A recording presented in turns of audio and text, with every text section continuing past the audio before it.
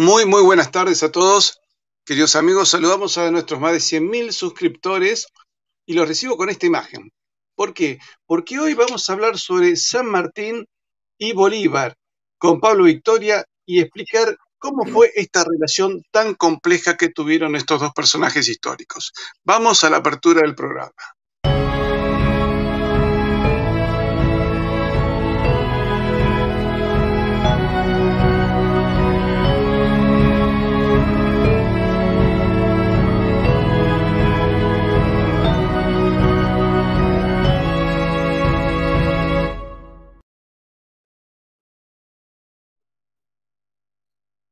Hola Pablo, ¿qué tal? ¿Cómo estás? Como todas las semanas para hablar de la figura de Simón Bolívar, ¿eh? ¿Qué tal, Patricio? Encantado de estar aquí otra vez. Bueno, pues me parece Hoy muy importante, sumamos. sí, que toquemos el tema de San Martín y de Bolívar, entre otras cosas porque son como dos hermanos gemelos en varias cosas. Una, Muy en la crueldad de ambos y todos los horrores que cometieron. Dos, en los saqueos a los que sometieron a las diversas poblaciones, particularmente Lima, en el Perú, por parte de San Martín. Y por supuesto Bolívar también en el Perú y en Colombia y en Venezuela.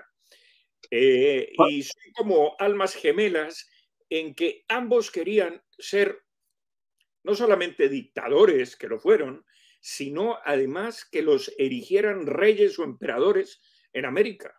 En el caso de San Martín en el Perú, en el caso de Bolívar de la Gran Colombia o algo así. De manera pues que en esas tres situaciones eran como hermanos gemelos. Vamos a una carta que tengo de San Martín de 1843 en Francia. San Martín dice así: solo 3 días he tratado a este general en la entrevista que tuve con él en Guayaquil. Está mentada, ¿no? La entrevista de Guayaquil. Por consiguiente, en tan corto periodo es imposible, o a lo menos muy difícil, formar una idea exacta e imparcial del carácter de un hombre, con tanto más motivo cuanto su presencia no predisponía a primera vista en su favor. O sea, la primera imagen que daba no era a su favor. Sin embargo, expondré mis observaciones, las que unidas a las que me dieron algunas personas imparciales que lo habían tratado con intimidad, pueden suministrar datos para formar juicio de un general que ha rendido servicios eminentes a la independencia de Sudamérica y que puede asegurarse es el primer hombre que ha producido la revolución. Estas son palabras de San Martín, ¿eh? Sigo. Los signos más característicos del general Bolívar eran un orgullo muy marcado, lo que presentaba un gran contraste con no mirar de frente a la persona que hablaba, a menos que no fuera muy inferior. Su falta de franqueza me fue demostrada en las conferencias que tuve con él en Guayaquil, en las que jamás contestó a mis propuestas de un modo positivo y siempre en términos evasivos. El tono que empleaba con sus generales era extremadamente altanero y poco digno de conciliarse su aprecio.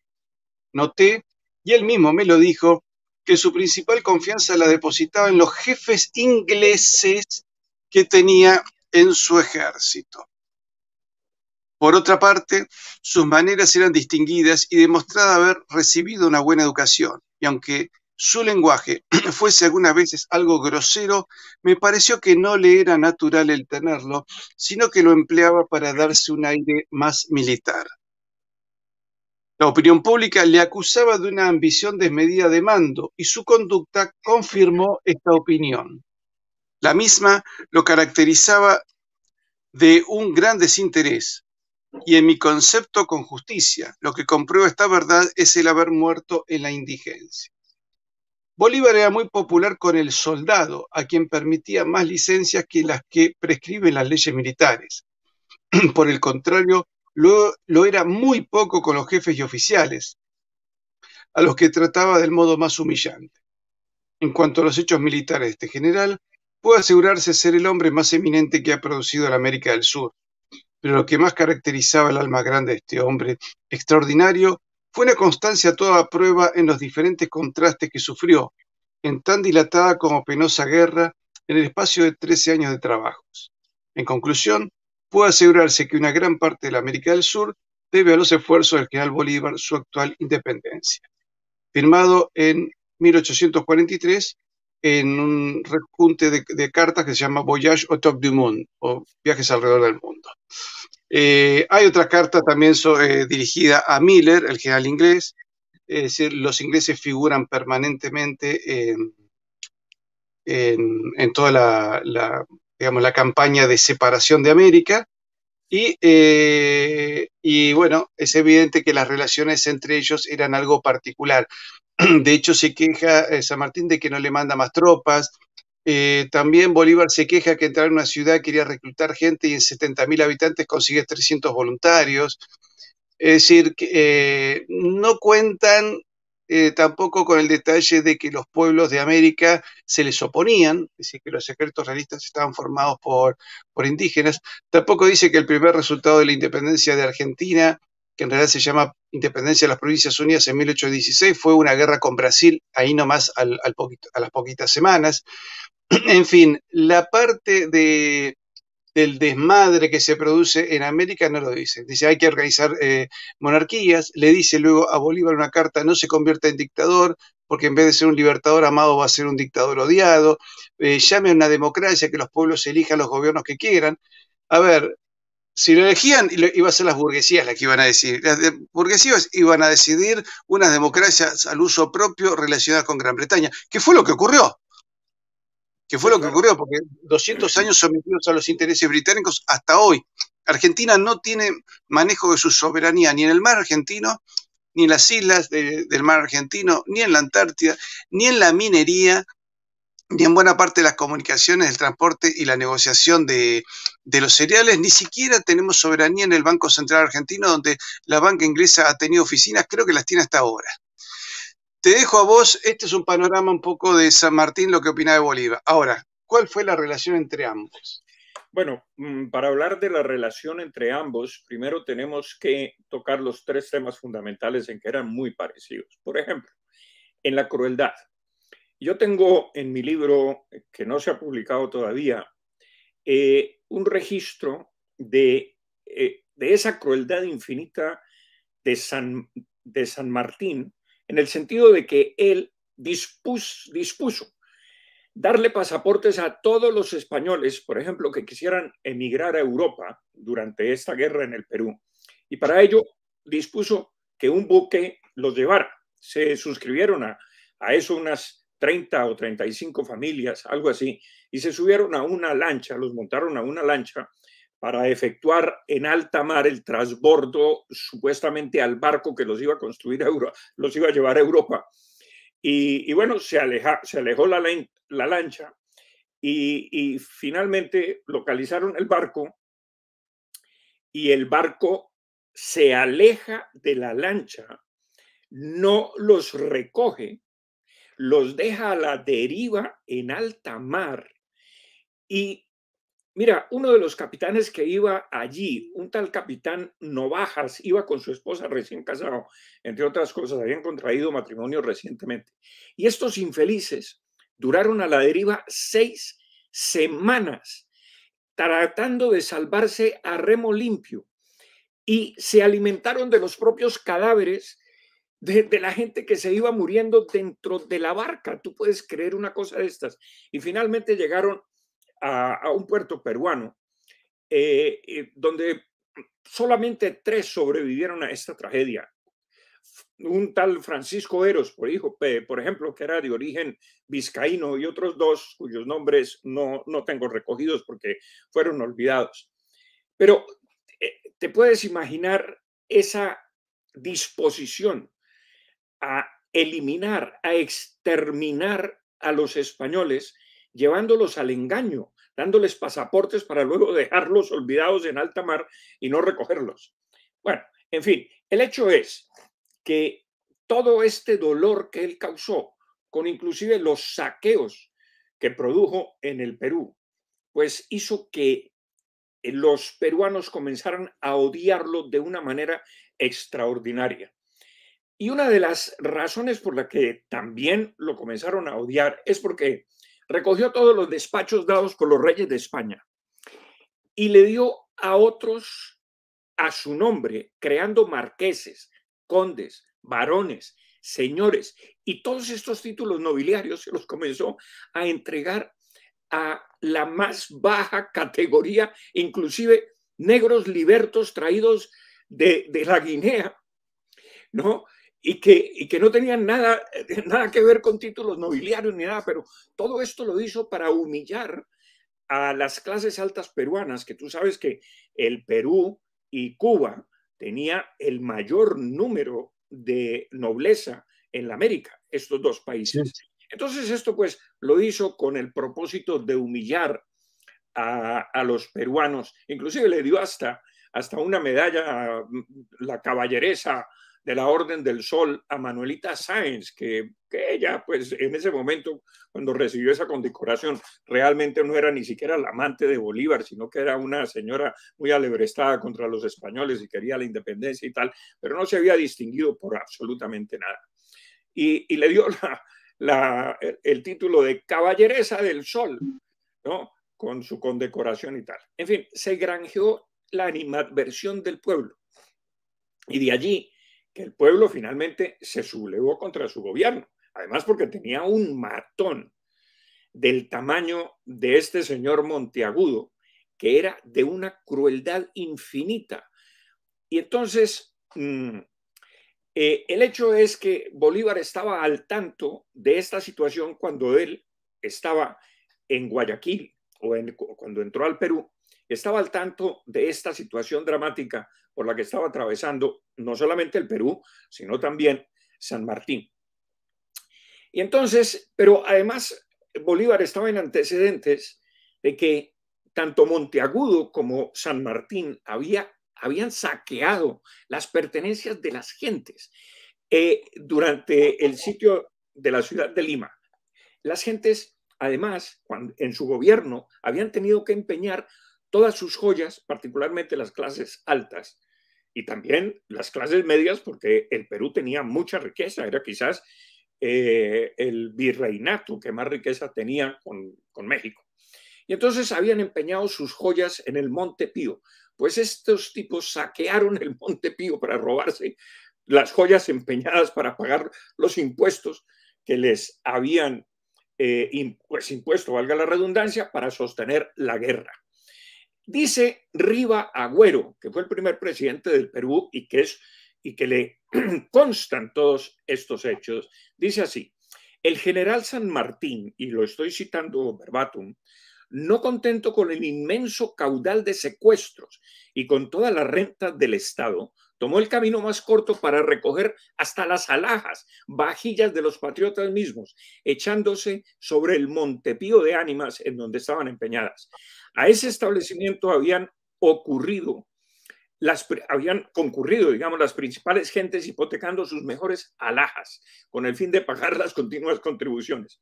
Y dice, San Martín, no respetando el derecho de propiedad, se echó sobre ese rico depósito de alhajas y plata labrada y se lo apropió. La memoria de esa rapiña, entre tantas otras que hizo, hace cada día más execrable su nombre.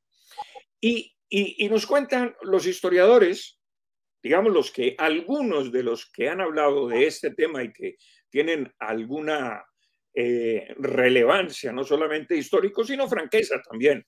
Dice que San Martín hacía una ostentación de un apetito personal por los bienes ajenos, que otros personajes como Bolívar no tenían ese apetito para sí mismos, porque si Bolívar saqueaba para los demás, pero San Martín saqueaba para sí, inclusive llenó el barco de Lord Cochrane con todos estos tesoros y finalmente tú sabes que Lord Cochrane se fue para Inglaterra y se robó todo lo que San Martín o buena parte de lo que San Martín se había robado en el Perú. Pero perdón, a ver, San Martín hizo esto para pagarle la campaña a Cochrane entonces. No, sencillamente lo que San Martín quería era recoger, bueno, él le debía parte, obviamente a Lord Cochrane, le debía parte, pero parte era también lo que San Martín quería tener para sí mismo, porque ni tonto que era. Él sabía que de pronto lo echaban del Perú en una revolución y tenía que irse y no quería irse a Europa con una mano atrás y otra adelante. Entonces, pues él también atesoraba para sí lo que podía. Entonces, el hecho es que los peruanos, además, no solamente estaban resentidos con todo esto, sino que se sentían tan humillados por estas tropelías, ¿no? Entre ellas, que les hicieran jurar una constitución que no habían leído, por ejemplo. Con el impuesto extraordinario de 200.000 pesos que impuso a los nacidos en España, ¿no? Muchos de ellos nacidos en el propio Perú o de padres españoles.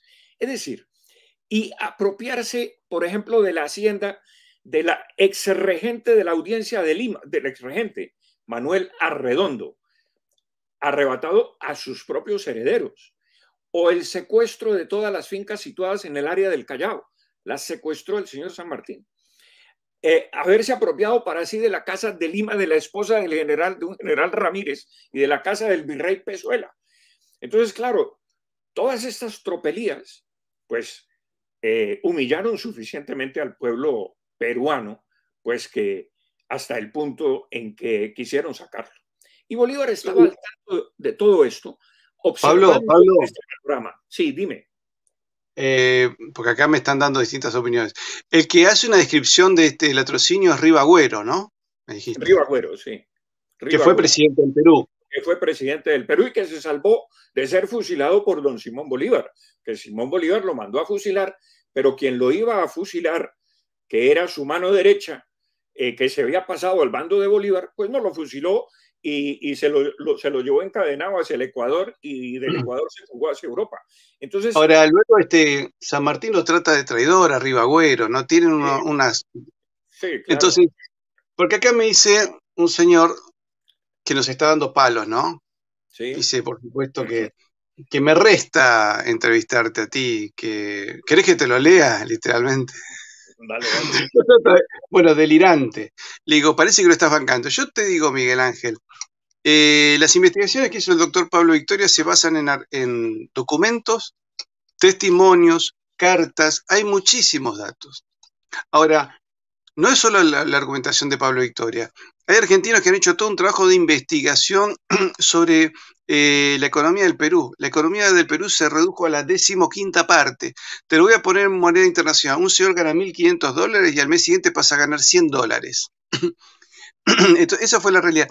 Perú pierde, cuando digo Perú me refiero a lo que hoy es también Bolivia y Ecuador, todo el mercado del área Asia-Pacífico, todo el mercado con China, todo lo que era el galeón de Manila, se pierde, que eso complementaba nuestra economía y permitía un desarrollo sostenido de la economía en Sudamérica, Centroamérica y en Nueva España, lo que es México, ¿no es cierto? California, todo eso, tenía un desarrollo constante y sostenido porque se complementaba con la economía asiática.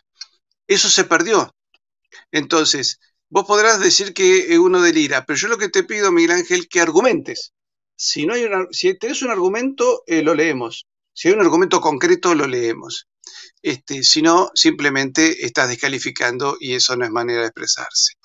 Entonces, bueno, me decías que Bolívar está al tanto de todo este panorama, y en el Ecuador, pues, estando en Guayaquil, pues va un montón de gente a pedirle que incorpore el Ecuador a Colombia, que ya estaba, digamos, los españoles ya habían sido derrotados y tal. Esto es en 1822.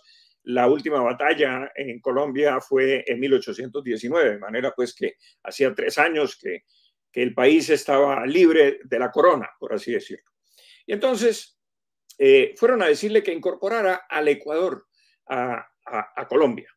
Y efectivamente, pues, este Bolívar pues saca un bando en la provincia de Guayaquil y la incorpora a Colombia. Y dice, artículo primero, el Libertador ha tomado la ciudad y provincia de Guayaquil bajo la protección de Colombia. Artículo segundo, el pabellón y la escarapela de Colombia los tomará la provincia como el resto de la nación. Y por orden de su excelencia el Libertador, publíquese en Guayaquil, 13 de julio de 1822. Y lo firma Bartolomé Salom, entre otras cosas. Entonces, Guayaquil queda formalmente incorporado como departamento de Colombia y Bolívar como el nuevo protector. Y en este ambiente cargado, digamos, de avatares, es que el Libertador recibe a San Martín, que era el protector, ¿no? Eclipsado, digamos, ya en ese momento con ese eclipse de la Orden del Sol a cuestas, por ponerlo metafóricamente. Y entonces decide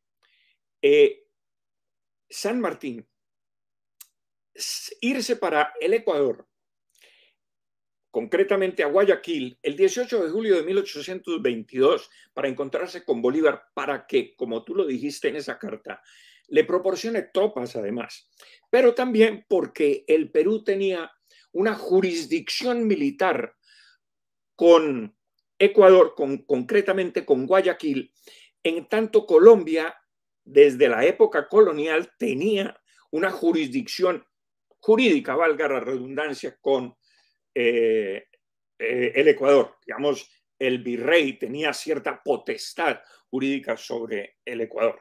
El Ecuador era un gobernador, no un virrey. Entonces,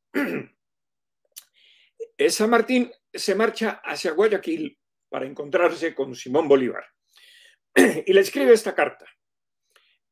Comillas, antes del 18 de julio de 1822 saldré del puerto del Callao y apenas desembarque en el de Guayaquil marcharé a saludar a vuestra excelencia en Quito. Él creía que en Quito. Mi alma se llena de pensamientos y de gozo cuando contemplo aquel momento. Nos veremos y presiento que la América no olvidará el día en que nos abracemos. Claro, jamás lo olvidaría porque ese encuentro fue terrible para San Martín, porque Bolívar, que estaba en Quito, corre inmediatamente como con 3.000 hombres armados hasta los dientes a Guayaquil a esperar a San Martín.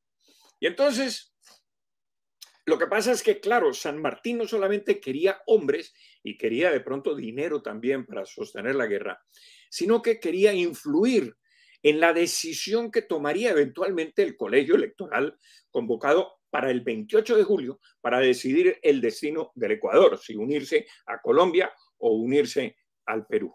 Y entonces, claro, por eso se embarca muy entusiasmado San Martín y se embarca con una formidable escuadra naval. Y entonces dispuesta a recibir la brigada que venía de Quito, pues a saludarlo y a abrazarlo, pues los dos dictadores a abrazarse en Guayaquil. Con lo que no contaba era que Bolívar se le había adelantado y se encontraba en Guayaquil posesionado con todas sus tropas, esperando la llegada de San Martín. Y entonces cuando San Martín llega a la isla de Puna, que llega ahí a una especie de estuario, una especie de entrada a la ciudad de Guayaquil, al puerto de Guayaquil. Entonces él hace las salvas de ordenanza, pues, que en ese tiempo se utilizaban para que se supiera, pues, que había llegado con toda su escuadra y tal. Y Bolívar, que también contemplaba recibirlo, también comienza a disparar salvas de artillería, anunciándole que ahí está con todo el ejército y con las banderas colombianas desplegadas en el mástil, mucho más altas que la bandera del Perú y tal. Y entonces, claro, San Martín se reúne, van a visitarlo varios oficiales, los generales Lamar y Salazar, que eran enemigos de don Simón Bolívar, Olmedo, Roca, otro general Jimena, y en fin, habían sido miembros de una junta de gobierno del Ecuador enemiga de don Simón Bolívar. Y entonces van a saludar a San Martín. Y entonces le entregan una carta que les hace llegar Simón Bolívar para que se la manden, para que se la entreguen personalmente a San Martín. Y entonces en la carta le dice Bolívar lo siguiente: Vuestra Excelencia expresa el sentimiento que ha tenido al ver la intimación que hice a la provincia de Guayaquil para que entrase en su deber. Yo no pienso, como Vuestra Excelencia, que el voto de una provincia debe ser consultado para constituir la soberanía nacional, porque no son las partes, sino el todo del pueblo el que delibera en las asambleas generales reunidas libre y legalmente. Claro, más claro no cantaba un gallo Patricio, y este gallo era bien fino. Y entonces cuando San Martín recibe esta misiva y puede constatar que también en el puerto lo esperaba la bandera de Colombia desplegada, dice, el tipo no quiere desembarcar. Y entonces no quiere por ningún motivo desembarcar y no desembarca. Y Bolívar, que lo estaba esperando en el muelle, exasperado, le manda una carta llena de salamerías para hacer que se baje del buque. Y le dice la siguiente, en la carta le dice lo siguiente: tan sensible me será que usted no venga hasta esta ciudad como si fuéramos vencidos en muchas batallas, pero no, usted no dejará burlada la ansia, dice, el ansia, claro, que tengo de estrechar en el suelo de Colombia al primer amigo de mi corazón y de mi patria. ¿Cómo es posible que usted venga de tan lejos para dejarnos sin la posesión positiva en Guayaquil del hombre singular que todos anhelan conocer y, si es posible, tocar? Entonces, mira tú los términos de la carta. Entonces, San Martín, pues movido por esa salamería, decide desembarcar. Y en la mañana del 26 de julio, justamente, y escoltado por sus edecanes, que estaban ricamente uniformados, entre otras cosas, San Martín pues tenía una figura mucho más prestante que la de don Simón Bolívar, era un hombre alto, apuesto, en fin, no cabía duda pues quién podía tener un ascendiente, digamos, visual sobre la población y tal. Pero, ¿es cierto que cuando le recibe le dice bienvenido a Colombia? Sí, claro, es claro, pero por supuesto, si lo recibe con la bandera colombiana y con la bandera peruana, en una asta mucho más baja que la no, que la bandera. Ya decía, ya no hay mucho para negociar. No hay nada que negociar, y además le hace una parada militar que no te imaginas. Y claro, los barcos de San Martín estaban por allá, y si él pensaba que venía a intimidar a alguien con una armada, pues Bolívar, con todos los cañones y con todo ese ejército, pues no había nada que hacer. Además lo podía poner preso ahí mismo. Entonces, nada que hacer.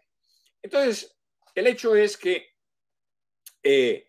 Bolívar, finalmente, antes de que San Martín desembarque, pues se sube al barco para saludarlo y darle confianza. Y en fin, con toda esta salamería, pues convence a San Martín de que baje, que el pueblo lo está esperando, en fin. Y además en el muelle, pues tenía desplegado todo un regimiento de ejército en estricta formación militar y con bayonetas relucientes y tal. Entonces, esto era un show para impresionar y acoquinar a San Martín. El caso es que Bolívar lo esperaba además para hacerlo coronar de una damita que él ya había coronado, entre comillas, ¿no? Una niña bellísima que se llamaba María del Carmen Calderón y Garaycoa. Era una niña aristocrática de 15 años, nacida en Cuenca en 1807, de familia revolucionaria, por supuesto, en todo el esplendor de la belleza. Y entonces, claro, esta niña corona a Simón Bolívar. Y Simón Bolívar, en una escena pues dramática, se quita la corona y se la pone en las sienes de la joven, de esta niña, diciéndole: que los laureles de la gloria orlen vuestras sienes, pues eres la gloriosa de la patria. No, pues claro, en más de un sentido era la gloriosa de la patria, porque él ya la había coronado y quería seguirla coronando, y además estaba profundamente enamorado de ella y además de sus otras dos hermanas, para ser más sincero. Y el hecho es que el 27 de julio de 1822 se encierran estos dos señores, Bolívar y San Martín, por 4 horas. Pablo, te paro ahí. Vamos a hablar de Guayaquil, pero antes quiero responder un poco lo que me dicen acá algunos amigos.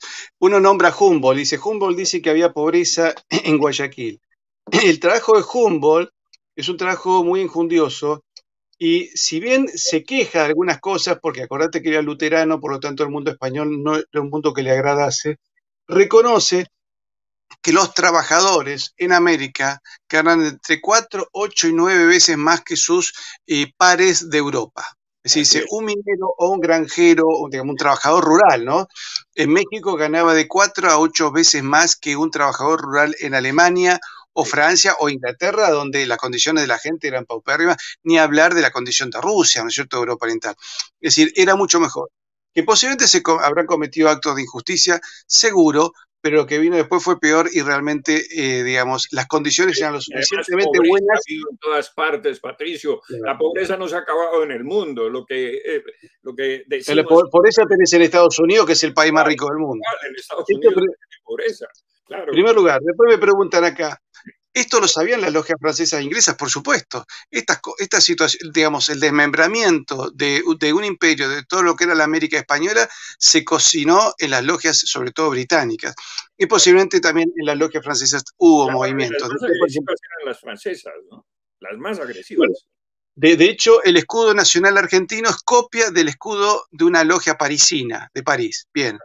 Tercer otro dice, pero se estaba haciendo una revolución. ¿En qué revolución no se cometen atrocidades? Bueno, la cuestión es, ¿era necesario hacer la revolución? Porque vuelvo a explicar lo que le contesté antes a otro señor, a un señor que se llama Piñola de apellido.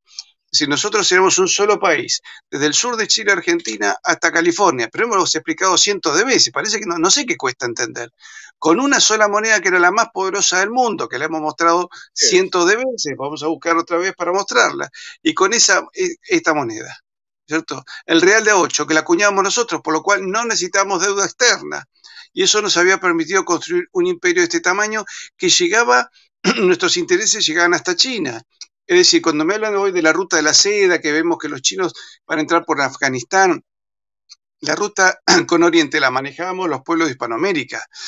Por eso el nivel de vida en Hispanoamérica era muy superior al nivel de vida en cualquier parte del mundo. así era. Sí, injusticias hay siempre, pero la situación era mucho mejor. Nuestros ejércitos eran más poderosos y los ingleses podían intentar, pero por la fuerza y por lo general les salía mal. Se pudieron quedar con Jamaica. Pero después no mucho más que eso. Fue a partir de que nos desmembramos y de un solo país nos convertimos en 20, que se cayó nuestra moneda, se perdió el comercio con Asia, Nos endeudaron. entramos todos en guerras civiles, nos empobrecimos y los ingleses han hecho con nosotros lo que han querido y nos obligaron a todos los pueblos de América a firmar en 1825 un tratado de paz y comercio que fue un tratado de sometimiento. Absolutamente toda la cadena de mayor valor agregado de la economía se la quedaron los ingleses. Y por otra parte, esto de ofender, voy a ofender a las clases altas ecuatorianas o peruanas, pero recordemos que los que le hacen la guerra a San Martín, no solamente algunos sectores altos, son ejércitos absolutamente populares indígenas. El cacique Antonio Navala Huachaca le hace la guerra. Sí, Los claro. araucanos le hacen la guerra en el sur de Chile. Entonces, Agua que me Loco. expliquen por qué los pueblos, digamos, los sectores económicamente más bajos de la sociedad, que no estaban tan mal, podían juntar dinero y organizar un ejército, tanto en el Perú, tanto en Chile, como en Pasto, en lo que hoy es la actual Colombia. Entonces, señores, los ejércitos realistas no eran ejércitos que venían de la península, eran ejércitos populares hechos por indios, gauchos, mestizos, negros, que dijeron no vamos a entregarnos a los ingleses. Esa es la realidad.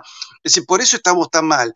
Es decir, porque acá cuando dicen si nos hubieran conquistado los ingleses, el problema es que nos ganaron los ingleses en la Claro. independencia. Y Fue un además, plan inglés. inicialmente quisieron entregarse a los franceses, porque Napoleón, para sitiar a Inglaterra, prohibió todo comercio con Inglaterra y particularmente de las posesiones españolas en América, que de alguna manera comerciaban todavía con Inglaterra. Entonces se quiso apoderar de las, digamos, colonias, entre comillas, de las tierras españolas en América para impedir el comercio con Inglaterra y bloquearla completamente. Y de allí que hubiese invadido a España, Napoleón. Entonces, él es, digamos, el iniciador de la catástrofe americana, Napoleón Bonaparte. Por eso, acá nos insisten, pero los españoles no cometieron atrocidades.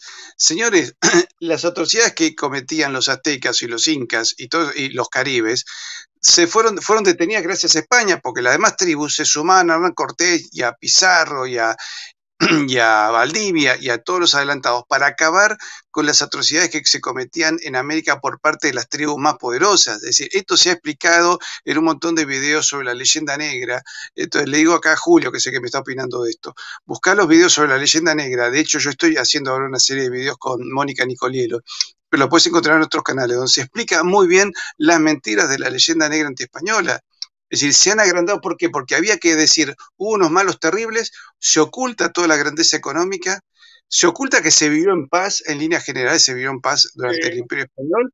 Entonces te hablan de una gloria, de una gesta militar de 10, 15 años para explicar luego cómo me explicás 200 años que estamos para atrás, con guerras civiles durante toda la República. Colombia tiene, ¿cuánto? 50 años con las guerrillas de la FARC.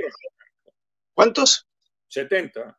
70 años. Y nosotros acá piensen que incluso hasta la aviación argentina bombardeó la Plaza de Mayo para derrocar a un presidente hispanista, como fue Juan Domingo Perón, que tuvo 1000 errores, pero que tenía claridad cuál era la identidad nuestra y que había que pelear sobre nuestros intereses. Entonces nunca tuvimos oportunidad. Churchill dijo, cuando se repartió en el mundo en Potsdam, déjenos Sudamérica porque nosotros fabricamos esos países. Si nosotros somos conscientes de lo que nos pasó, podremos salir del pozo.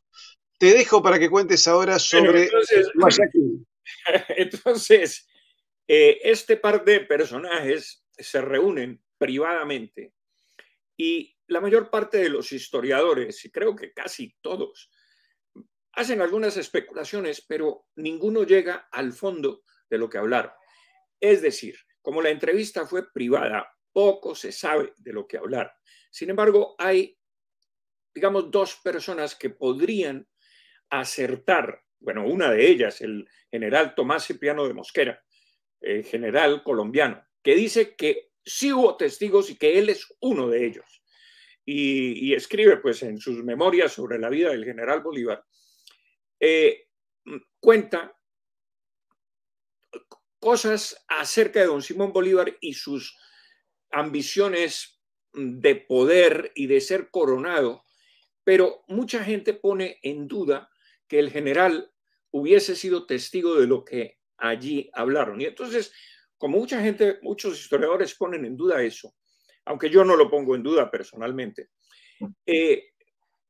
voy hacia otro documento que ya habla del tema y encuentro una relación enviada por el secretario Jorge Pérez Concha, con fecha 29 de julio de 1822, al secretario de Relaciones Exteriores de Colombia. Y le hace un apretado resumen, porque él es el secretario de esa reunión, y le hace un apretado resumen. Entre otras cosas, se nota la velocidad con que escribe el texto que le manda al secretario de Relaciones Exteriores de Colombia sobre esa entrevista. Y voy a citar una partecita. Y dice, comillas, el protector, dirigiéndose a San Martín, se queja altamente del mando y sobre todo se quejó de sus compañeros de armas que últimamente lo habían abandonado en Lima. Aseguró que se iba a retirar a Mendoza, que había dejado un pliego cerrado que lo presentaran al Congreso renunciando al protectorado. Bueno, él renunciaba al protectorado sencillamente porque sabía que toda la gente estaba descontenta y que lo iban a tumbar de ese protectorado, lo iban a sacar a sombrerazos del Perú. En fin, continúo leyendo. Se retiraría del mando militar sin esperar el término de la guerra, pero que antes de retirarse dejaría bien establecidas las bases de gobierno. Que este no debía ser democrático, fíjate tú, en el Perú, porque no convenía. Y últimamente que debía venir de Europa un príncipe de al lado y solo a mandar a aquel estado. Y sigo en este resumen que hace el secretario. El protector dijo que en el Perú había un gran partido de abogados que querían república y se quejó amargamente del carácter de los letrados. Es de presumirse que él designó que se tiene que elegir ahora la monarquía, dice este secretario, sobre el principio de darle la corona a un príncipe europeo, con el fin sin duda de ocupar después el trono, el que tenga más prosperidad en el país o más fuerza de qué disponer. Es decir, iban a poner, o él pensaba poner, una especie de amanuense, una especie de muñeco en el trono, viniendo de Europa, y luego pues él ocuparía el trono, me imagino yo, porque Bolívar también lo dice. Los discursos del protector son sinceros, dice este secretario. Ninguno está más lejos de ocupar tal trono. Parece muy convencido de los inconvenientes del mando. Y Bolívar, que desconfiaba profundamente de San Martín, en cuanto que éste quería coronarse rey del Perú, pero que también Bolívar tenía la misma ambición, dice lo siguiente, comillas, dice que no quiere ser rey, San Martín, pero tampoco la democracia. Y sí el que venga un príncipe de Europa a reinar en el Perú, y le añade esta nota que para mí es muy significativa. Esto último yo creo que es pro forma, es decir, es lo que está es engañando San Martín a Bolívar diciendo, no, yo lo que quiero es que venga un príncipe de Europa a gobernar este país como rey. Y Bolívar dice, pero esto es una proforma. En realidad lo que se esconde detrás de esto es que él es el que quiere ser rey del Perú. Y el señor Riva Agüero lo ratifica. Dice, entre las cosas más insensatas que se pueden ofrecer a la imaginación humana fue la peregrina idea que ocupó al general San Martín de hacerse emperador del Perú. Y claro, se confirma que esto era una especie de proforma, como dice Bolívar, que no era muy distinta a la que el propio Bolívar empleaba para que fuera coronado y su corona respaldada por la Gran Bretaña. Eso para mí queda clarísimo. Entonces, pero además encuentro otro documento que vale la pena mencionar. Y lo voy a mencionar aquí, por aquí lo tengo, y dice así.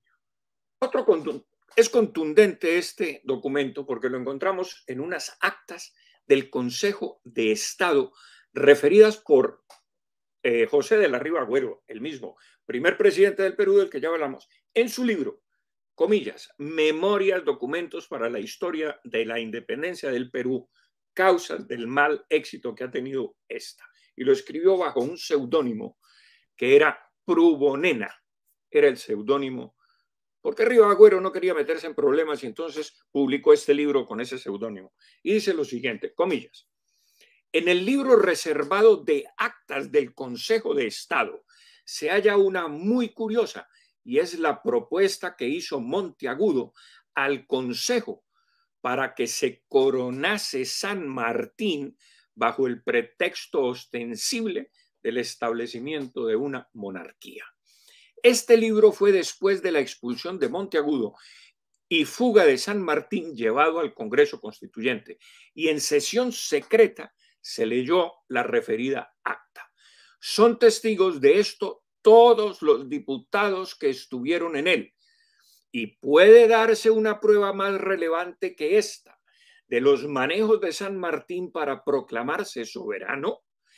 Qué fatalidad ha sido la del Perú, que dos fascinerosos, San Martín y Bolívar, hombres oscuros y detestables, hayan tenido el atrevimiento de considerarse dignos de ocupar el trono. Entonces, mire, Patricio, todos sus contemporáneos lo sabían, lo sospechaban, lo intuían. Y entonces Bolívar también entretuvo en su mente y es por eso que con toda esa tropa que él tiene y ese despliegue militar que le hace a San Martín, que lo acobarda y lo saca corriendo de Guayaquil. Pero antes de sacarlo corriendo, ojo, le hace un agasajo esa misma noche de este tenor. A las 5 de la tarde, Bolívar le prepara una gran cena, un gran agasajo de 50 personas notables. Digna, digo yo, de una especie de emperador, pero depuesto, un emperador que nunca llegó a ser, que era San Martín.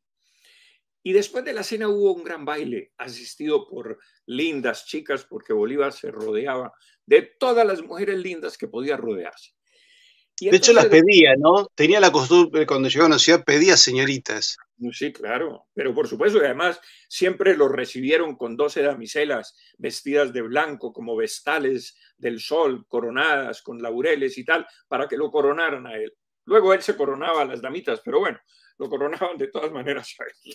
Entonces, el hecho es que después del baile de danzas y contradanzas, porque Bolívar era un gran bailarín, San Martín que no era muy dado a esto, se retiró a sus habitaciones a la madrugada para descansar. A la 1 de la madrugada, y sin poder conciliar el sueño porque no podía dormir después de esta entrevista con don Simón Bolívar, se quiso fugar, salir, huir furtivamente, sin despedirse de nadie, y se fue hacia el muelle, acompañado de sus edecanes, de los más próximos, para que lo embarcaran e irse rápidamente. Entonces, yo me imagino, porque esto sí es pura imaginación mía, porque no hay ningún documento que lo diga, que me imagino que fueron a tocarle a la puerta de don Simón Bolívar sus propios edecanes y a decirle: Excelencia, despiértese, que el general San Martín se va a ir y no se va a despedir de nadie, despiértese. Y entonces Bolívar se despierta. Esto es por imaginación mía, porque efectivamente Bolívar sí se vistió rápidamente y se fue a buscar a San Martín. No lo encontró en la alcoba y entonces lo alcanzó en la calle. Y entonces lo acompaña al muelle y va conversando con él.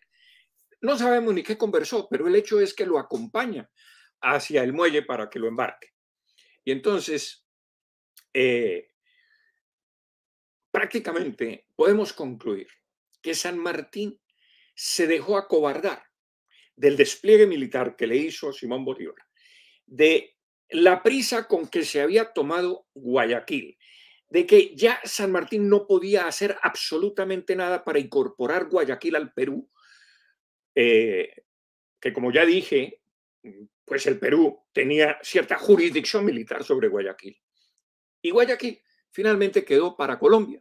Y eso duró 8 años nomás, al cabo de los cuales los métodos dictatoriales de don Simón Bolívar despertaron a todo el Ecuador de su sueño y se separó de Colombia. En fin, el hecho es que Vicente Lecuna, que es el que compila toda la correspondencia de Simón Bolívar, correspondencia que va y viene, de la que él recibe y la que él escribe, dice que todo esto es un cuento forjado 30 o 40 años después, comillas, después de los sucesos, impropio e ilógico de la cosecha del general Mosquera y de todos los demás, amigo de darse importancia y explicarlo todo a su manera.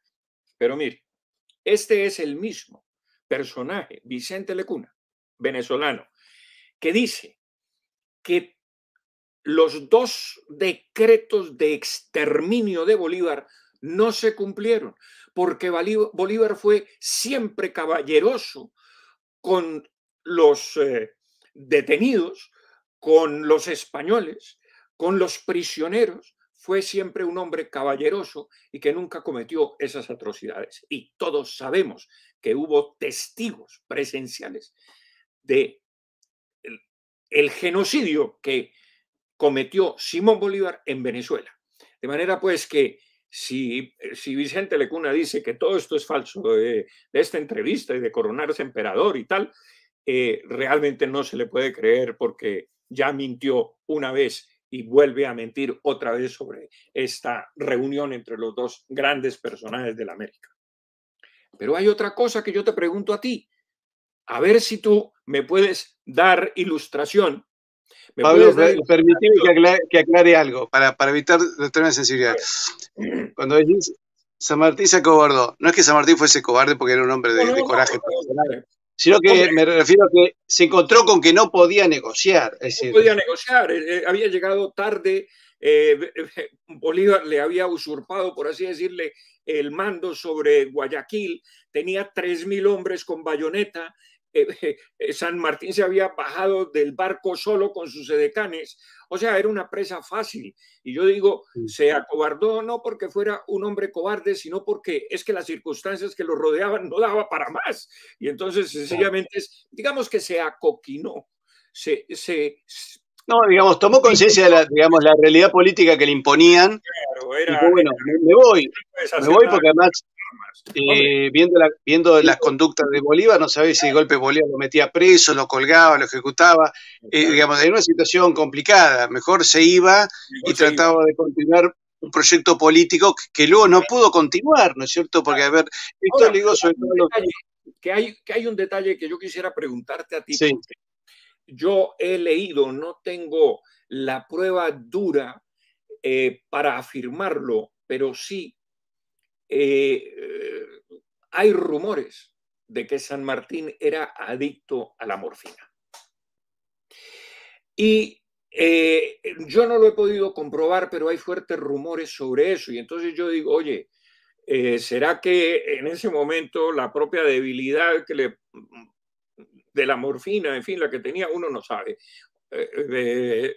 No No, lo quiso... que yo te puedo decir, lo que te puedo decir es que San Martín dice en una carta, pues es un hombre interesante en muchos aspectos, dice, tengo una espantosa salud de hierro, porque San Martín tuvo muchos problemas de salud, Pero también le gustaba especialmente el alcohol, ¿no? úlcera, Parece que tenía puede ser problemas. úlcera de duodeno, que capaz que le hicieron tomar algún remedio, porque acuérdate, la morfina se la considera también, digamos, determinadas drogas se las considera simplemente remedios, Sí, y él tuvo distintas úlceras. pero que son adictivas, claro. Y Claro, terminan, pero difícil, claro, terminan el estado de ánimo, absolutamente todo. pero Entonces, difícil darse cuenta en aquel momento que no había una cultura, una comprensión sobre el problema de las drogas.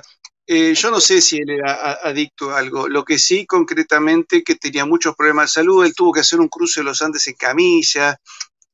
Tuvo varios, en Europa también tuvo varios problemas de salud. Es decir, él milagrosamente llegó a los 72 años, pero en realidad no era un hombre que por su salud debió haber llegado a esa edad. Es decir, es medio sorprendente el haber podido llegar, pasado los 70 en aquellas épocas y con las Bolívar vivió hasta condiciones los 47, con la salud absolutamente minada también por todas sus travesías en América, en fin, horas y días a caballo, tomando aguas infestas o infectadas, en fin, aguas podridas, uno no sabe, pues atravesando todos esos pantanos y todas esas planicies calcinadas por el sol y, en fin, claro, 47 años y se murió.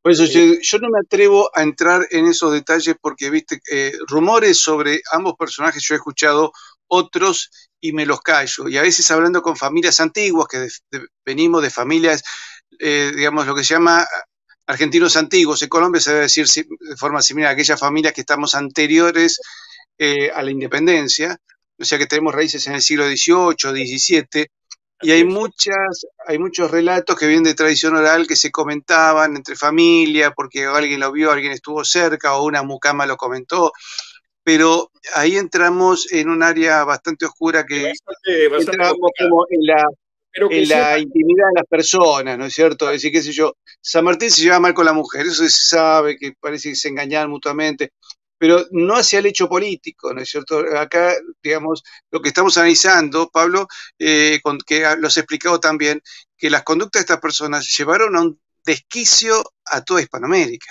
Sí, así Y es. es el Yo gran quisiera, drama que tenemos, ¿no es cierto? Patricio, pero antes de terminar este programa, para que tú veas, este es otro testimonio registrado justamente por Lord Cochrane en sus memorias.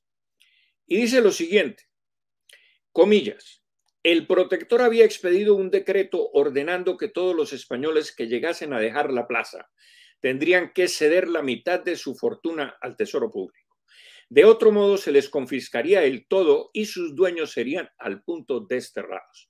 Una señora hacendada en Lima, aburrida del rigor de estos decretos, con mayor patriotismo que prudencia, dio al protector malos nombres, es decir, le hacía mala propaganda, por lo que le obligó a entregar su propiedad. Le confiscó la propiedad a esta señora del protector. Enseguida la vistieron con el traje de la Inquisición, un ropaje pintado con diablos imaginarios. La llevaron a la plaza y allí, colgándole del pecho un cartel acusador, le introdujeron y sujetaron por fuerza en la boca un hueso de muerto, siendo su lengua condenada como el miembro delincuente. En este estado, con una soga al cuello, la pasearon por las calles acompañada del verdugo y enseguida la desterraron al Callao, en donde a los 2 días murió de congoja, efecto natural del horrible trato que le habían dado. Tal era la libertad concedida al Perú, cierro comillas. Entonces te das cuenta que estos señores libertadores eran realmente monstruos de infamia. Y lo tengo que decir así de claro, porque es que yo, si yo me imagino estrechándole la mano a uno de ellos, creo que no lo haría, no lo haría porque temería que me la mancharan de sangre, de bestialidad, de inhumanidad. Es que eran personajes que no solamente arruinaron el continente, sino que lo regaron de sangre y desde entonces no paramos de padecer el legado que ellos nos dejaron. Y por eso he querido leer esto para que veas hasta el límite en que llegaban esas almas ulceradas por el odio a España. Es una cosa aterradora, realmente. Sí, el resultado concreto es que llevamos 2 siglos sin destino y la idea de conversar estos temas es plantearnos, los pueblos de habla española, que debemos acercar nuestros intereses. Es decir, estos 2 siglos han ocurrido, hemos fabricado patriotismos cromáticos y musicales, como dice el doctor Julio Carlos González, un historiador argentino. Cromático tenemos bandera, musical tenemos himno, pero resortes concretos de soberanía no tenemos. Uno defiende su soberanía cuando tiene una moneda fuerte, cuando tiene un pueblo muy educado, con más conciencia de deberes que derechos, y cuando tiene fuerzas armadas poderosas. Pero además, tecnología, todo eso no lo tenemos. No lo tenemos, pero además otra cosa nos falta, y es que ese desprecio por los españoles, que son nuestros ancestros, ese desprecio nos deja sin nada, nos desviste de todo hálito de pertenencia, porque nosotros no somos ni suecos, ni somos alemanes, ni somos de ninguna otra raza distinta de la española, así estemos mezclados de alguna manera. Y entonces al despojarnos de esa identidad y de esa tradición racial, si se quiere, de esa sangre que corre por nuestras venas, nos quedamos absolutamente sin nada, porque hablamos su lengua, tenemos no solamente la religión, sino nuestras familias, hemos descendido de ellos, la cultura, todo lo que nos dejaron los españoles, el hermanamiento entre nosotros. El derecho de Indias. Al despreciar a los españoles, nos estamos despreciando a nosotros mismos. Y esa es la gran tragedia americana y la gran tragedia impuesta en los colegios y en el sistema educativo a través de toda la mitología que han creado contra España. Aprendamos un poco de los europeos que no se la pasan llorando sobre el Imperio Romano. Así es. Es decir, el europeo reivindica ese pasado imperial. Los alemanes no dicen, no, porque cuando las legiones nos atacaron y los derrotamos en los bosques de Teutoburgo, sí, está muy bien eso, pero en realidad esa victoria de los pueblos germánicos fue porque el que los lideraba era un bárbaro educado por los romanos. Entonces, no, ellos reivindican esa parte de su historia. Sí, de hecho, Alemania reclama a Roma que se haya robado, que se haya llevado el oro y la plata de aquí y los metales, etcétera. Nunca le reclama eso. O sea, no. Aquí no hay ningún... O sea, fíjate lo siguiente, yo decía, por ejemplo, en el caso de Alemania. Alemania tuvo derecho romano hasta fin del siglo XIX, recién el XX creo que tuvo derecho alemán. Entonces, le sirvió y bueno, le sirvió y lo utilizaron. España no le reclama a Roma, que además son estados nuevos, ¿viste? Vas a la República Italiana, le vas a hablar sobre el Imperio Romano. Todas los metales que se llevaban de España, había minería creo que de cobre y de oro que se llevaron. Y la ruta de la plata que todavía existe y la puedes recorrer en este momento, la cuidan. Y tampoco Italia le reclama a España que durante siglos existió el reino de Nápoles, 2 Sicilias. Claro, y Francia no reclama por el... española, o sea. Y Francia no reclama por el camino español que estaba en el límite entre Francia y Suiza, ¿no es cierto? Que fue una región francesa que esa gente quería seguir perteneciendo al Imperio Español, ¿eh? No querían ser franceses. Y le reclama por el Franco Condado tampoco, que era español. Y además, ¿qué pasa con los holandeses? Fíjate que los holandeses Sí, utilizan un poco al Duque de Alba como para asustar a los chicos, Sí, pero en pero el himno de Holanda, busquen el himno de Holanda con subtítulos en españoles y hablan de honores al rey de España. el rey de España, sí, O efectivamente, a sea, Felipe mantienen II. esas cosas y no se andan reclamando. Yo no me lo imagino a Guillermo y Máxima de Holanda llamándolo a Felipe y che, tenés que disculparte por el pasado español en Países Bajos, porque no existía Países Bajos. O tumbando estatuas de los romanos que tenemos aquí en España cantidades, o sea. Vamos a tirar, si hay un monumento a Julio César, vamos a tirarlo. Es una locura. Y si hay un instituto que se llama Dante Alighieri, no hay que borrar el nombre, no puede parecer nada italiano. Estamos hablando, actuando como estúpidos. Entonces, nosotros creo que lo que tenemos que analizar, acá dicen China y Rusia tampoco le reclaman a Mongolia por lo de Gengis Khan. Claro, porque es cosa de chicos esto. Es decir, cuando Maduro dice, porque los españoles mataron 160 millones de indios, que no había, no sé cómo vinieron, con una flota de bombardeos nucleares. Era una Claro. flota de B-52 que iban eligiendo ciudades y mataban, tiraban bombas atómicas unas tras otras en el siglo XVI. Además, no tiene ningún sentido. Acá nombran al Paraguay. Vos sabés que me decían unos... Paraguay está produciendo unos jóvenes intelectuales muy interesantes, tanto en las universidades como en el periodismo. Me decía un joven periodista paraguayo, dice, ¿usted puede creer que acá en la escuela nos enseñan que España nos robó el oro y en Paraguay nunca hubo oro? No hay minería en Paraguay. Paraguay tiene unas frutas fantásticas, unas naranjas que son gigantes, pueden desarrollar una industria alimenticia maravillosa para alimentar, exportar al mundo, pero oro no había.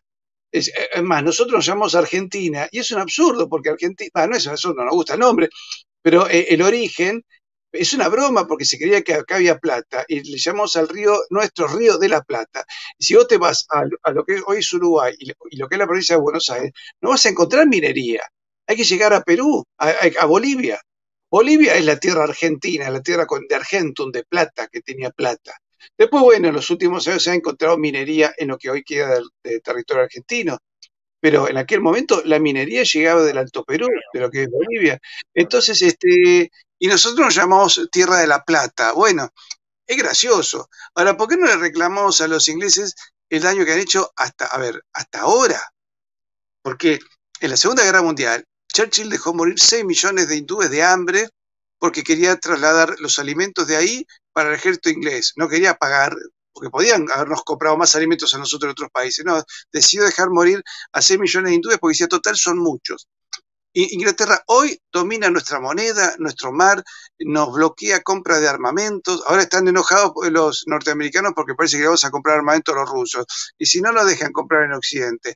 Entonces, se quejan, pero no te levantan el pie. Y además dijeron, digamos, el ministro de Defensa de Gran Bretaña dijo, los argentinos son un montón de matones y les vamos a pegar el día cuando querramos.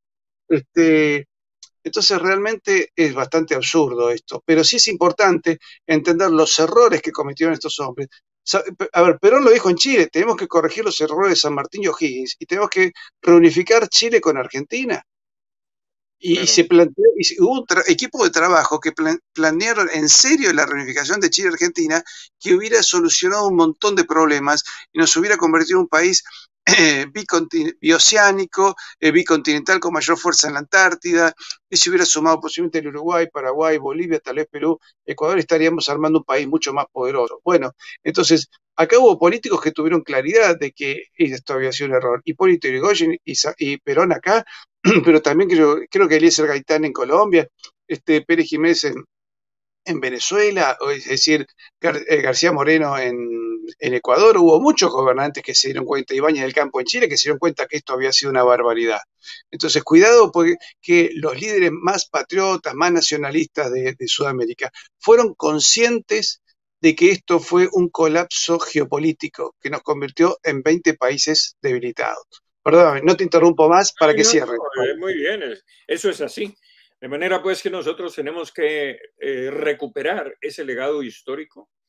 Yo creo que hacer una especie de panamericanismo, pero formal, con tratados que nos unan y que nos permitan reivindicar, si se quiere, ese legado de los españoles y erigirnos como una potencia emergente en este mundo de hoy. Pero el otro colapso que tenemos es que avanzamos un poco y nos llegan los socialistas y nos arruinan de nuevo, y todas estas disputas que tenemos, en fin, todo esto que nos ha debilitado enormemente y que nos empobrece cada día más. Pablo, nos vemos la semana que viene porque hay varios temas, ¿eh? Bolívar y los indios, Bolívar y la masonería, Bolívar y la pobreza o riqueza en la que murió. Ahí tenemos 3 temas interesantes que te los dejo para que vos elijas. Muy bien, listo. Y nos estamos viendo la semana que viene.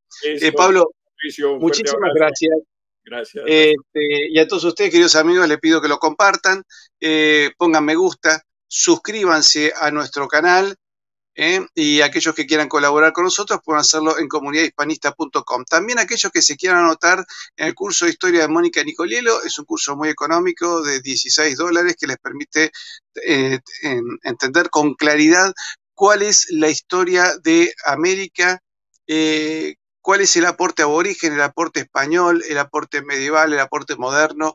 Es muy entretenido y muy útil para cualquier profesor de historia o a cualquiera que le guste la historia. Y también tenemos ya disponibles los cursos de latín del profesor Sebastián Pierpaoli, que sigan a toda persona que quiera mejorar su inteligencia y su caudal cultural. Nos vemos mañana.